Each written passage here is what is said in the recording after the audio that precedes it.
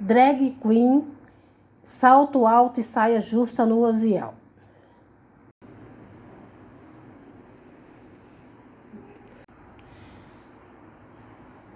Pouca gente tem coragem de deixar o conforto da classe média, assumir a homossexualidade, adotar a bandeira do sem-teto, viajar 3 dias de ônibus em direção a um estado que não conhece e começar uma vida nova, né? Tudo de novo.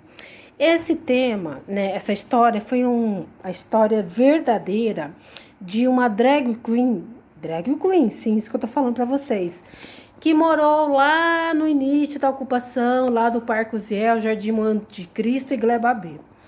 Bom, o destaque que eu vou trazer para vocês aqui dessa figura, eu não conheci, tentei, busquei referência dele, do Odilari Hazek. Continuando a história do Odilari aí, gente. No Parque Uziel, durante as minhas caminhadas e andanças em centenas de entrevistas, eu procurei essa figura aí. Aí, alguns com carinho, o Pereirão, o Pereira, né? E contaram que realmente ele integrou a liderança do movimento do sem-teto. Porém, ele teve divergências com o Gentil Ribeiro, o Paraíba, que não aceitava a homossexualidade dele dentro da invasão. Ele era uma figura espontânea, alegre, brilhante nas ideias, mas o Gentil não aceitava a figura, o Odilari. Não sei, talvez por despeito, ignorância, ciúmes, não, são vários itens aí que nós podemos apontar. Os moradores adoravam a figura dele, diz que ele era uma pessoa muito inteligente, uma figura que sempre estava avante, né, para liderar aí. Nessa jornada dessa figura aí, que teve muitas figuras e tem ainda lá, que não são pessoas que vivem no anonimato, ele foi morar no Parque Osiel. E lá teve um papel fundamental e ele se assumiu. Ele não se importava pelos moradores de ser chamado de bichinha. E o Odilari gostava que chamava ele de Pereira, né? E ele é filho, né, de uma família muito rica, de um coronel lá de Teresina, Piauí.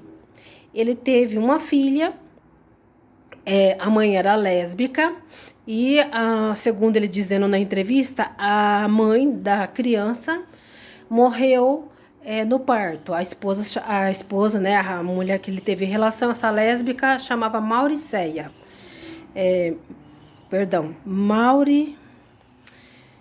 Mauricélia. E a menininha chamava Yuli. Então, ele disse que foi a primeira relação que ele teve. O que aconteceu? Lá em Teresina, no Piauí, ele, filho de uma leva de outros irmãos, os pais não aceitavam o jeito dele ser, né? Dele se assumir. Até hoje é assim lá, viu? E ele acabou abandonando a família, tendo atrito com os pais e veio para o sudoeste aqui. E aqui ele conheceu esse movimento e se integrou.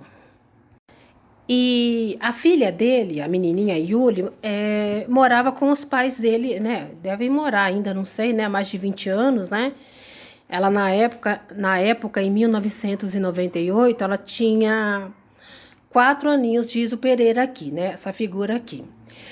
E ele veio para cá, né? Ele veio para cá, juntamente integrou com alunos da PUC, do DCE da PUC, né?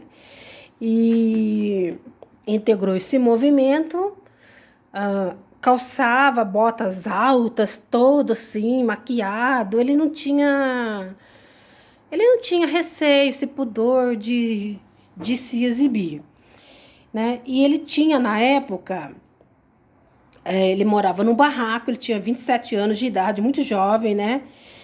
E ele acabou dizendo que acabou adotando a causa deles. E segundo as entrevistas dos moradores, foi realmente isso que ele queria ajudar, ele queria se comover.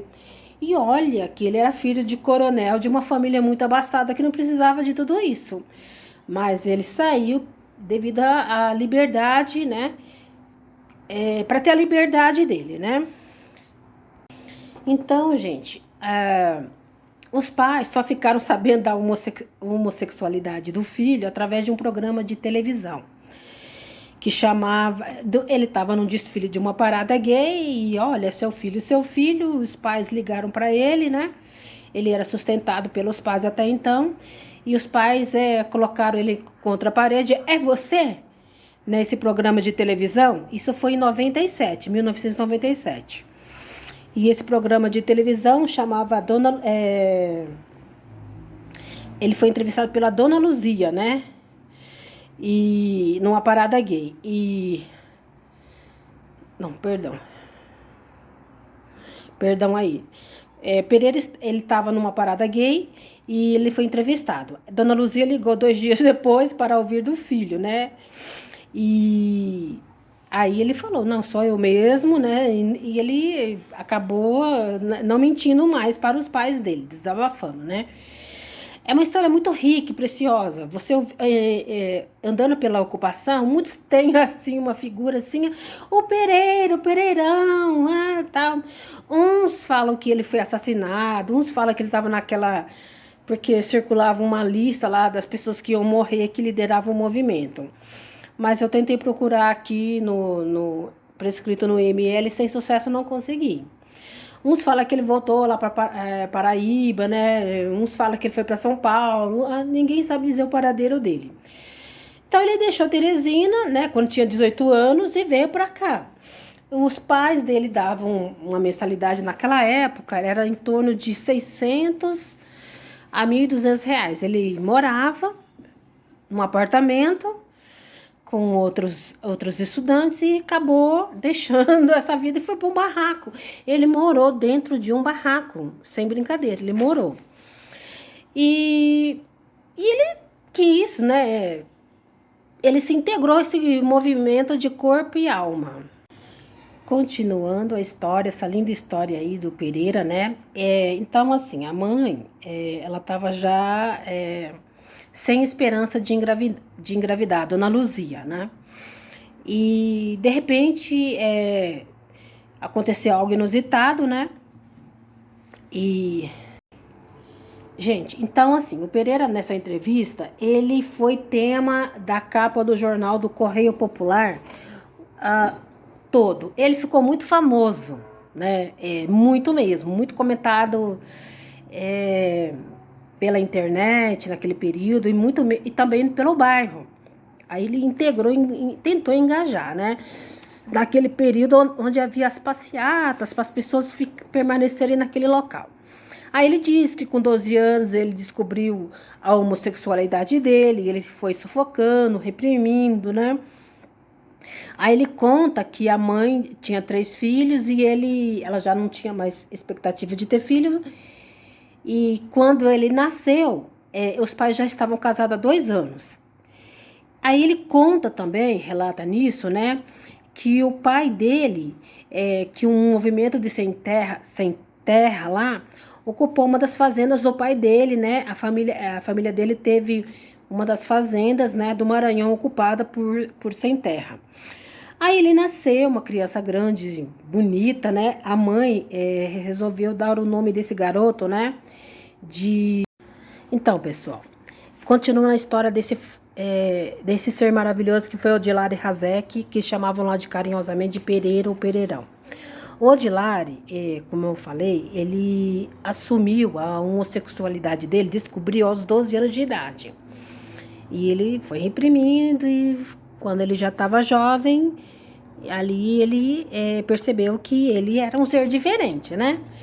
Aí ele conta que quando muito jovem, o primeiro amor da vida dele foi o primo dele, que também por coincidência se chama Heraldo.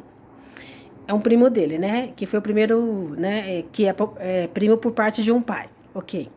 Aí eles tiveram um romance, já quando ele tava ali, né? Um namoro, né? O primeiro namoro dele, né? Da Mauricélia, que era uma lésbica, do qual ele veio Ela veio ter uma criança, uma menininha chamada Yuli, que até aquele momento morava com os pais dele. Depois, o segundo grande romance, amor, paixão que ele teve foi um capitão, sim, um capitão da Polícia Militar lá de Teresina. A mulher do capitão, muito, né, desconfiada que o marido estava atraindo, contratou um detetive particular. A história não terminou bem pro Edilari. Ela descobriu a traição do marido. Foi um escândalo por toda a Teresina, por toda a Piauí. Ele teve que sair de lá, ó, fugido. E ele teve que vir pra cá, né? Vocês já viram lá.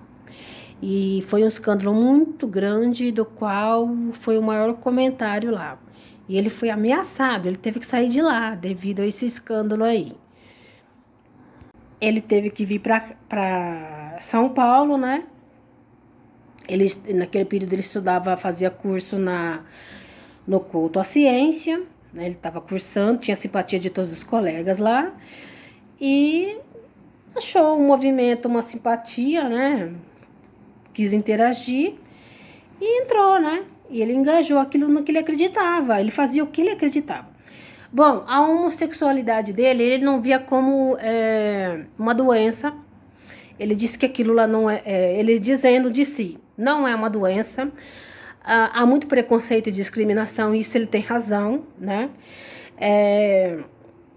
E ele dizia que ele não queria se mutilar, fazer uma cirurgia para mudar para ser mulher. Não era essa a intenção dele.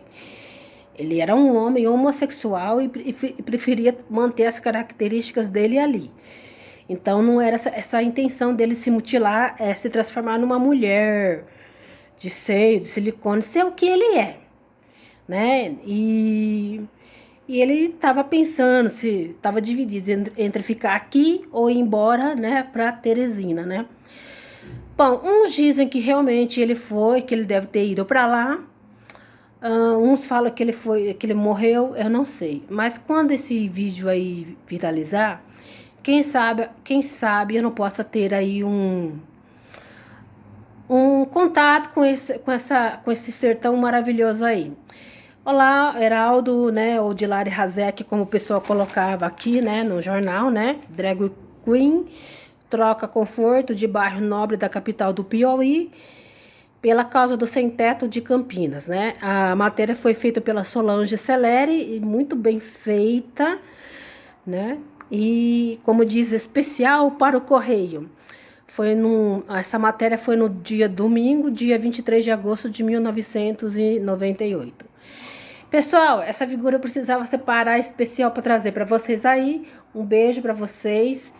Como eu falei, eu vou relatar aí as coisas descobertas, as investigações sobre o assassinato do prefeito Toninho. Um beijo, um forte abraço. Odilar, onde quer que você esteja, obrigado aí. E todos lá têm um carinho profundo e querem ter notícia de você, e eu também. Ok? Se você estiver aí ouvindo, entre em contato comigo. Beijos, abraço, até o próximo vídeo.